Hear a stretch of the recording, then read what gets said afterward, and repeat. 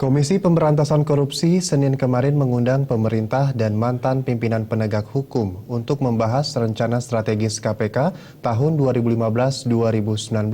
Dalam pembahasan ini, KPK diusulkan untuk lebih mengedepankan upaya pencegahan korupsi.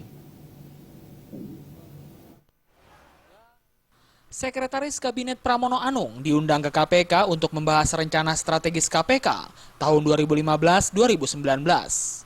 Selain Pramono, ada dua orang lagi yang diundang KPK, yakni mantan Jaksa Agung era Presiden SBY, Basrif Arif, dan Ketua Dewan Pers yang juga tokoh pers Bagir Manan. Pembahasan rencana strategis KPK ini berlangsung tertutup.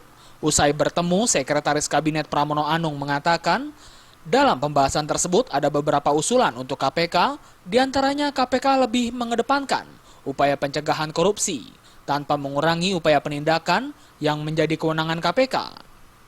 Menurut Pramono, apa yang diusulkan ke KPK sudah sesuai dengan nawacita pemerintah. Saat ini Presiden sudah membuat Kepres nomor 2 tahun 2015 mengenai rencana pembangunan jangka panjang dan menengah tentang pemberantasan korupsi. Pencegahan juga menjadi perhatian dari pemerintah karena bagaimanapun sebaik apapun penindakan, kalau kemudian kita tidak secara baik mengatur pencegahan, maka peristiwa korupsi itu akan bisa terjadi kembali. Dan dalam hal ini, tadi kami menyampaikan beberapa hal yang berkaitan dengan pencegahan tanpa mengurangi penindakan yang menjadi kewenangan KPK. Hal senada juga disampaikan mantan Jaksa Agung Basrif Arif.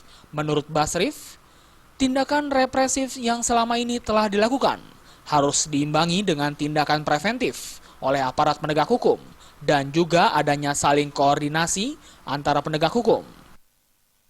Kembali berkaitan masalah pencegahan ini kita lakukan, tapi bukan berarti represif tidak dilakukan.